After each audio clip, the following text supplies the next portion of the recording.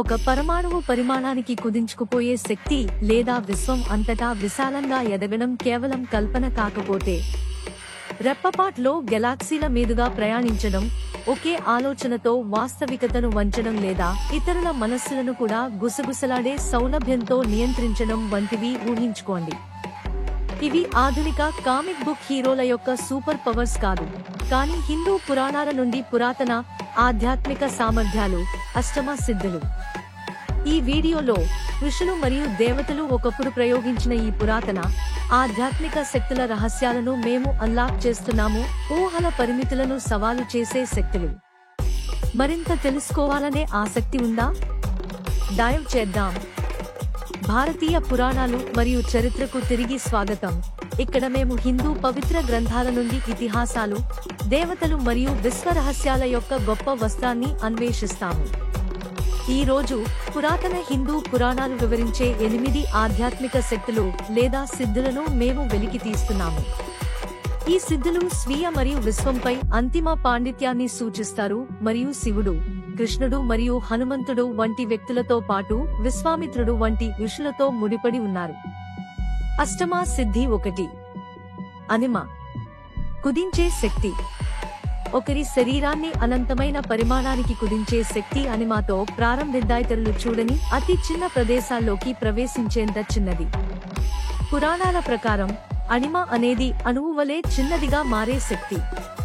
మీరు పూర్తిగా దృష్టిని తప్పించుకునే స్థాయికి కుదించడానికి అవసరమైన ఖచ్చితత్వాన్ని ఊహించుకోండి. ఇతిహాసమైన రామాయణంలో రాక్షస రాజు రావణుడి కోట అయిన లంకలోకి చొరబడటానికి హనుమంతుడు అనిమ సిద్ధిని ఉపయోగించాడు. హనుమంతుడు తనను తాను చిన్నవాడుగా చేసుకోవడం ద్వారా సీతను వెతకడానికి గత కాపలాదారులను దొంగిలించి గుర్తించకుండా తప్పించుకున్నాడు. అనిమ వినయం మరియు గుర్తించబడని సామర్థ్యాన్ని సూచిస్తుంది. నిజమైన బలం ఎల్లప్పుడూ పరిమాణం లేదా రూపానికి సంబంధించినది కాదని మనకు గుర్తు చేస్తుంది. అష్టమ సిద్ధి 2. మహిమ, విస్తరించే శక్తి.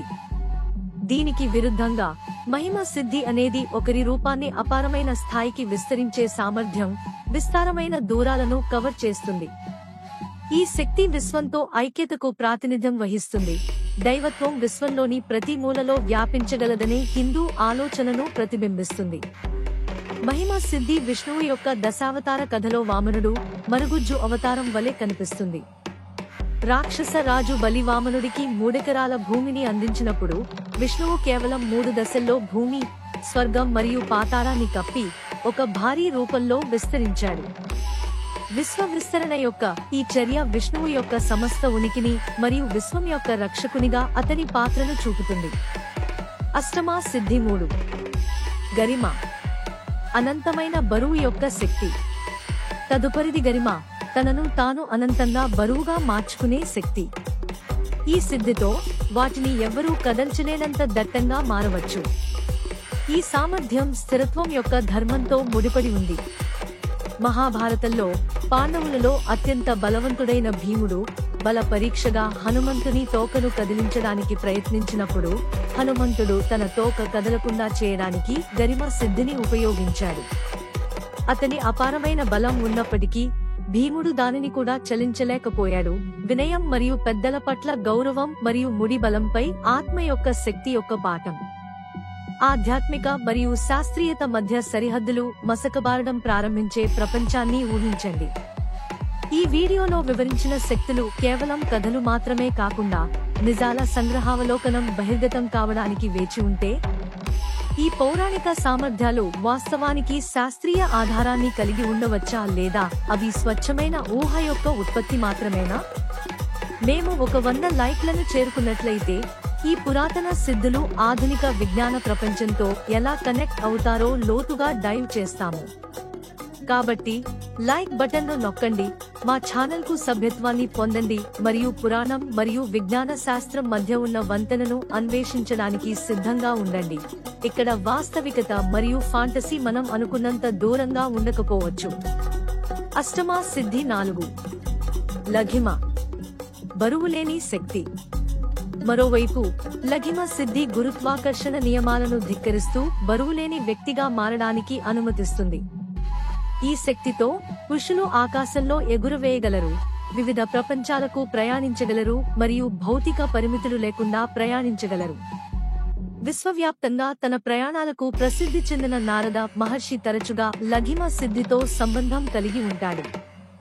ఈ సిద్ధి అతనికి తక్షణమే ఎక్కడికైనా చేరుకోవడానికి మరియు దేవతలు, రాక్షసులు మరియు మానవుల మధ్య సందేశాలను వ్యాప్తి చేయడానికి వీలు కల్పించింది. అష్టమ సిద్ధి 5. ప్రాప్తి. ఏదైనా ప్రదేశానికి చేరుకునే శక్తి.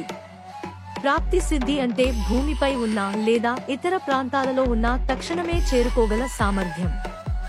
ఇది దూరంపై పట్టును, అలాగే భౌతిక పరిమితులను అధిగమించడాన్ని సూచిస్తుంది.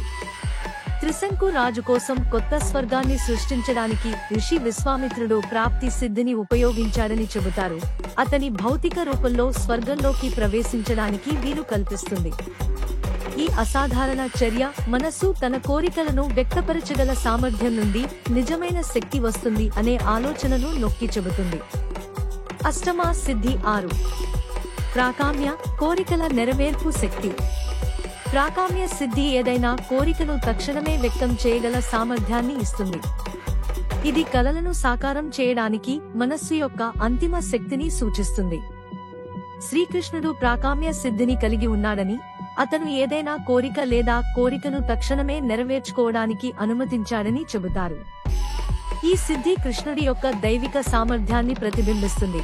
అతను అప్రయత్నంగా అద్భుతాలను సృష్టించాడు. అష్టమ సిద్ధి 7. ఈశిత్వ, ది పవర్ ఆఫ్ లార్డ్షిప్.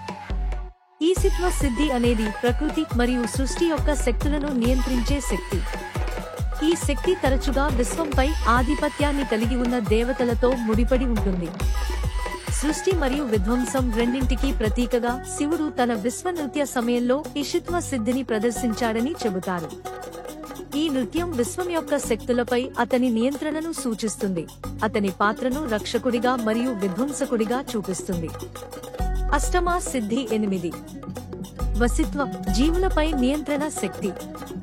చివరగా వసిత్వ సిద్ధి ఇతర జీవుల మనస్సులు మరియు చర్యలపై పట్టును ఇస్తుంది.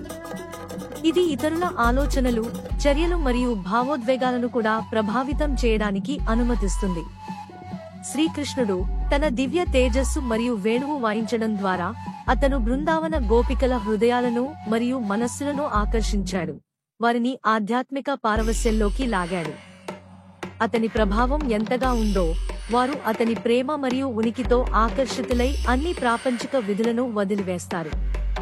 అణిమ, మహిమ, గరిమ, లఘిమ, ప్రాప్తి, ప్రాకామ్య, ఇషిత్వ మరియు వసిత్వ అనే ఈ 8 సిద్ధులలో ప్రతి ఒక్కటి ఆధ్యాత్మిక పాండిత్యానికి సంబంధించిన విభిన్న కోణాన్ని ప్రతిబింబిస్తాయి.